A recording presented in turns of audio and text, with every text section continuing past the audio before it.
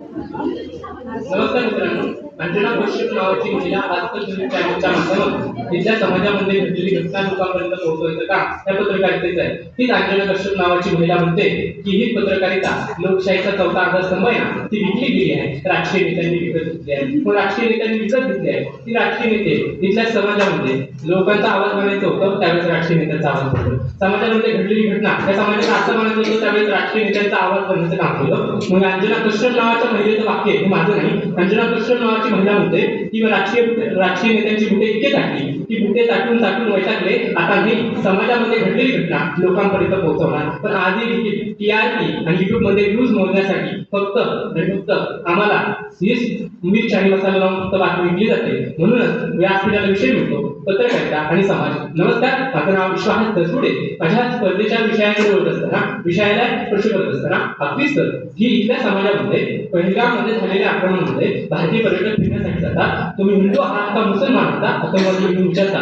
मग तुम्ही हिंदू आहात तर तुम्हाला बाहेर काढलं जातात, मुसलमान असेल तर त्यांना सोडलं जातो. मग सोडल्या गेल्याच्या नंतर हीच पत्रकारिता आमच्या प्रसार माध्यमाच्या माध्यमातून सांगू लागते की ही 26 हिंदू लोक मारली गेली आहे. पण तीच दुसऱ्या दिवशी पत्रकारितेच्या माध्यमातून जिवंत होता, आम्ही निरोध, आम्ही जिवंत आहोत हे सांगताना आम्हाला दिसून येतात. मग ही खऱ्या अर्थानं जिवंत लोकांना मारण्याचं काम आणि मेलेल्या माणसाला जिवंत करण्याचं काम हीच पत्रकारिता करत असेल आणि समाजामध्ये पोहोचत असेल. खऱ्या अर्थानं मला वाटतं हीच पत्रकारिता समाजामध्ये कुठेतरी विश्वासार्हता लोकांमध्ये टिकली नाही, तर ती कोलमताना दिसून येते. मग हेच पत्रकारिता त्याच ऑपरेशन सिंधू नावाची संकल्पना होती, जे हिंदू लोक मारले गेले. पण त्या हिंदू लोकांना मारले म्हणून त्या संकल्पनेच्या माध्यमातून वायुसेनेने कराचीच्या विमानतळावर बॉम्ब टाकलाय तर लाहोर काबीज केलं. ही बातमी आमच्यापर्यंत पोहोचते. ही बातमी आमच्यापर्यंत पोहोचल्यानंतर आम्ही कराची ही खरी माहिती का खोटी माहिती ही पत्रकारिता पाकिस्तानच्या प्रसार माध्यमाच्या जाऊन पत्रकारितेची पडताळणी करू लागलो. त्यावेळेस मला कळलं की भारतीय पत्रकारांची फक्त ती पाकिस्तान प्रसार माध्यमाच्या माध्यमातून पत्रकार फक्त किल्लत उडवताना दिसून येत असेल ना, तर मला वाटतं ही भारतीय पत्रकारिता फक्त ज्या देशाची जीडीपी आमच्या राज्याची एका तुलना करू शकत नाही ती म्हणजे महाराष्ट्र.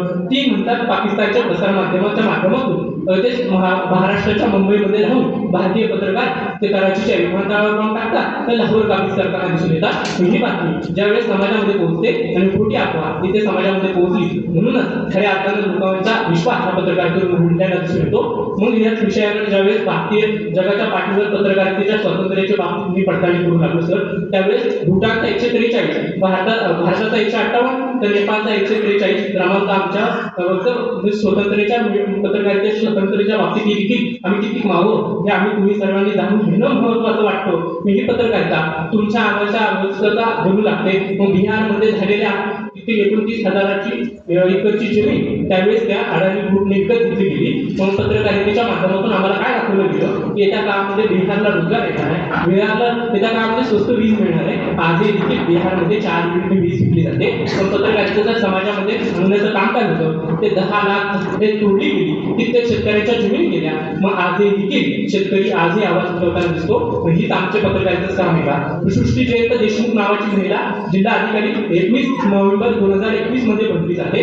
मग त्यानंतर ती सामाजिक कार्य करताना सुचते. हे सामाजिक कार्य करत असताना समाजामध्ये घडलेली घटना लोकांपर्यंत पोहोचवणं त्या पत्रकारितेच आहे. पण ती सृष्टी जयंत देशमुख नावाची महिला 2023 नोव्हेंबर 2023 मध्ये मेली आहे हे आमच्यापर्यंत पोहोचू लागते. मग त्याच वेळेस ही पत्रकारिता फक्त व्ह्यूज मिळवण्यासाठी युट्यूब मध्ये एखाद्या जिवंत माणसाला मारण्याचं काम करू लागते ना, मग मला वाटतं ही पत्रकारिता समाजाचा आधारस्तंभ नाही, ही विकली गेली आहे. हे तुम्ही आम्ही सर्वांनी जाणून घेणं महत्वाचं आहे. इकडे मला हे वाटतं की भारतीय वृत्तपत्राची सुरुवात ज्यावेळेस बाळशास्त्री जांभेकरांनी सुरू केली, त्या भारतीय वृत्तपत्राचे माझं दर्पण नावाचं वृत्तपत्र सुरू केलं. पण त्या दर्पण नावाचं 1832 मध्ये सुरू झालेलं वृत्तपत्र म्हणजे त्यांना दर्पण नावाचं वृत्तपत्राच्या माध्यमातून समाजाला एकत्र आणायचं असेल, समाजाला जागृत करायचं असेल, तर मला वाटतं तेच बाळशास्त्री जांभेकरांना हा विचार आला असावा. पण त्यानंतर लोकमान्य टिळकांनी केसरी मराठा या वृत्तपत्राच्या माध्यमातून समाजाला जर जागृत करायचं असेल, समाजाला एक संघटित करायचं असेल, तर मला वाटतं स्वातंत्र्यासाठी लढाईसाठी एकत्र आणण्याचं काम या समाजामध्ये लोकमान्य टिळकांनी केलं. त्यानंतर डॉक्टर बाबासाहेब आंबेडकरांनी मूक नायक नावाचं वृत्तपत्र सुरू केलं आणि या वृत्तपत्राच्या माध्यमातून ही पत्रकारिता जर माझ्या समाजाला न्याय देऊ शकते तर खऱ्या अर्थानं मला नवीन आशा आणि नवीन दिशाकडे वाटचाल करू शकते. मग समाजाला परिवर्तन घडेल ह्या डॉक्टर बाबासाहेब बाबासाहेबांकडं आंबेडकरांना माहित होतं. म्हणजे सगळ्या गोष्टी जर सगळं माहिती असताना देखील सर आता सध्याची स्थिती पाहायला गेलं की आज आम्हाला प्रत्येक 9 वर्षाची मुलगी हरियाणामध्ये कांगला जिल्ह्यातील एक महिला 9 वर्षाच्या मुलाने म्हणजे 9 वर्षाची मुलगी 11 वर्षाच्या मुलाकडून तिच्या भावाकडून प्रेग्नंट होते. ही बातमी आमच्यापर्यंत पोहोचते. मग खरी आहे की ही बातमी खरी आहे का खोटी आहे? ज्यावेळेस त्या हरियाणा जिल्ह्यातील पत्रकार म्हणजे पोलीस त्याची तपासणी करू लागले, पडताळणी करू लागली, त्यावेळेस ती पत्रकारितेच्या माध्यमातून खोटी अफवा पसरवली आहे अशी कोणतीही तक्रार नाही. ही बातमी आमच्यापर्यंत पोहोचते. म्हणजे खऱ्या अर्थाने इथल्या लोकशाहीचा खऱ्या अर्थाने डोळा स्तंभ जो चौथा मांडला जातो ती विकली ही तुम्ही सर्वांनी जाणून घेणं महत्वाचं वाटतं. एकीकडे सर्व पाहत असताना, एकीकडे सर्व दृश्य आम्हाला माहिती असताना, अगदीच सर एकीकडे ह्या समाजामध्ये आजही देखील आदिवासी पनवेलमध्ये लोक पत्रकाराच्या माध्यमातून समाजाला आंदोलन करतात. 2018 पासून तर आजपर्यंत 2026 पर्यंत कित्येक ते आदिवासी शेतकऱ्यांना त्याची जमीन खातात करतात, तरीही त्यांच्या नावात ती जमीन नाही, ते स्वतःच्या हक्काने दिसून येतात. पण त्याच वेळेस हीच पत्रकार त्यावेळेस समाजाचा आरसा बनायचा होतो ना, त्यावेळेस राजकीय नेत्यांची भुकटे चाटू लागतात ना, त्यावेळेस मला वाटतं हीच पत्रकारिता त्या समाजाचा आधारस्तंभ ती विकली गेली आहे.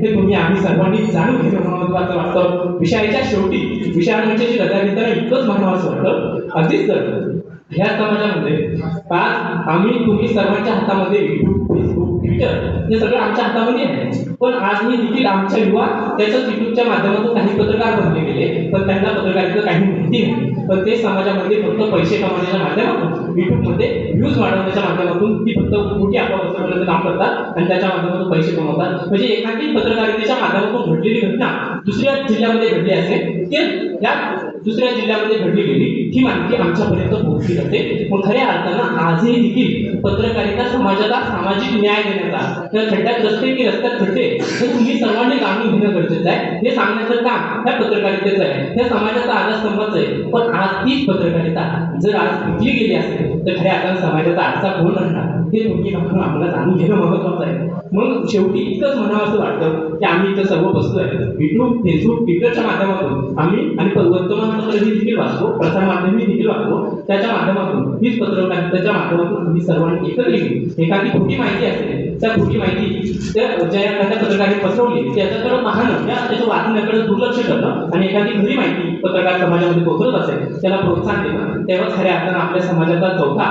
पत्रकारितेचा आदर्श टिकून राहील. नक्कीच अशा मनपूर्वक धन्यवाद.